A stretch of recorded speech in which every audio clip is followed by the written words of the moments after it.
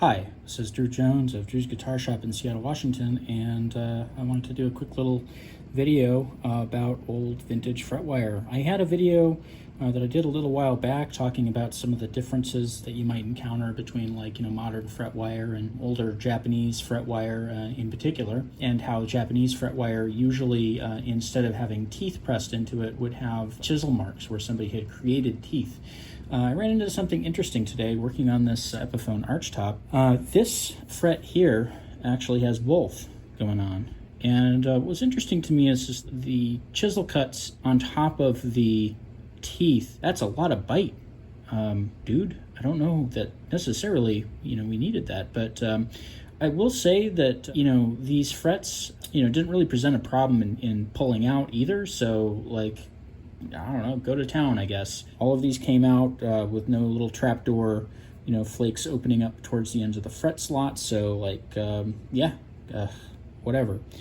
In any case, some other things that interested me about this was just that the chisel marks in these are done diagonally, which is an interesting choice. It kind of makes me wonder if maybe they were trying to duplicate what's going on with the teeth usually, where they alternate, where you'll have one tooth here and a tooth on the other side here, and then a tooth here, where this one on the other side is kind of in between these two. And maybe they were trying to kind of duplicate that sort of situation with the chisel. Hard to tell, who knows, no way to ask the person that did this, but interesting to me nonetheless. I like paying attention to little details like this when I'm doing work because, oftentimes these little details are, they speak to somebody's methodology of doing their work. And sometimes I end up learning new things or discovering, new techniques through paying attention to these things. The fret job on this guitar also had something else going on, which I found interesting. And unfortunately, I didn't save any of the frets to really show you this. The fret wire on this guitar only went to one end of the wood to the other. It did not, in fact, go over the binding. And you can see on these frets that the ends are not trimmed. Usually we would trim the tang back a little bit so that the crown of the fret had some overhang, and that overhang would go over the binding of the guitar. In this case, with this guitar, what's going on is that the frets are cut off flush and pounded in, or installed somehow, and then the binding is just kind of on the sides of the frets. And on the ends of each fret, you can see a little hump in that binding. So if I run my finger along here, or I, turn this up to the side and show you, you see these little bumps. These little bumps are where the frets were, and they pretty much made up the end of the fret end, or the end of the fret wire. Sort of similar to the way that you would see, a Gibson Les Paul fretted, where the end of the fret is in fact actually just binding. It's a quirk, I would say. There's no benefit, in my opinion, to doing it this way, and there are actually a few drawbacks that I can think of to doing it this way, but it is a quirk that you encounter sometimes on older guitars and on, certain other brands. Gibson, again, being kind of the most notable example that I can think of. If you Google, Les Paul frets, Gibson Les Paul frets, you're going to see what I'm talking about, where that binding makes up the end of the fret. The only issue that I would say that stands out to me right off the bat about those is that when I go to do refrets like this, it is incredibly hard to maintain those little nibs and also true the board, because we have to go in and re-true this board, which means sanding on top. And when that happens, we obviously end up mowing through all of those little nibs. And so those don't stay there when we're doing the refret. And generally speaking, if you want to keep that style, what needs to happen afterwards is that each of these needs to be very carefully rebuilt. The other issue with doing frets this way that I can see is that those little nibs are more apt to break off, obviously, than the end of a fret. I've encountered a lot of Gibsons over the years where, one or two frets, you'll see that nib has popped off.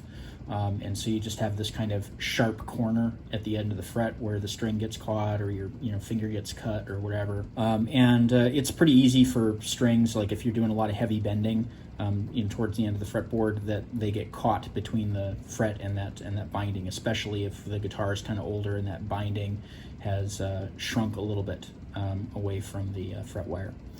So yeah, just a couple of interesting things that I just kind of wanted to ramble about here for a moment, because this is It's kind of an interesting case. I've never seen this before, this, teeth with chisel marks, or at least if I have seen it before, I don't remember.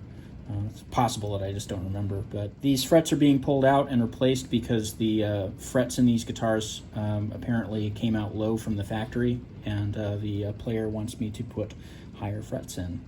And so that is what we're going to do, and we're going to go ahead and mow these down, and we're just going to do standard fret ends on this guitar when we get down to it, because that's just simply the easier way to go.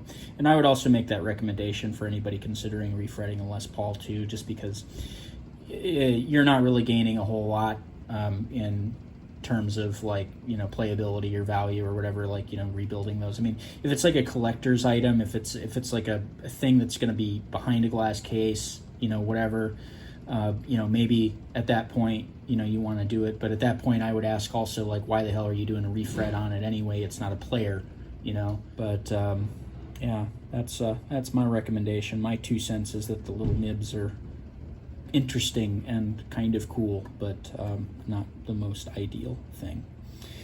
Anyway, this has been Drew Jones of Drew's Guitar Shop in Seattle, Washington. If you liked this video and you found it entertaining, there's a link to my Ko-Fi and my Patreon where you can drop me a tip. I also have a lot more videos like this on my channel. Down in the description, you can also find a link to my Patreon page where I sell some instruments and some parts and stuff like that, and also a link to my website where you can find my pricing info, contact info, and my page that I wrote for caring for stringed instruments, as well as a newly completed page on doing fret jobs and talking all about fret wire and all stuff related to this particular thing. And you can get to that by going to my price page and clicking on any of the active hyperlinks in that little description of fretwork. If you have questions that you would like to ask me regarding some work that you're doing or a project that you have, I prefer to get those over Ko-Fi if possible.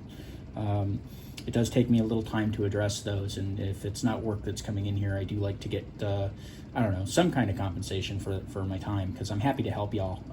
I definitely am. But yeah, that's where I prefer to get those kinds of messages. So just keep that in mind if you want to contact me for a little help on something. Happy to do it. This has been Drew Jones of Drew's Guitar Shop in Seattle, Washington. Thank you for watching.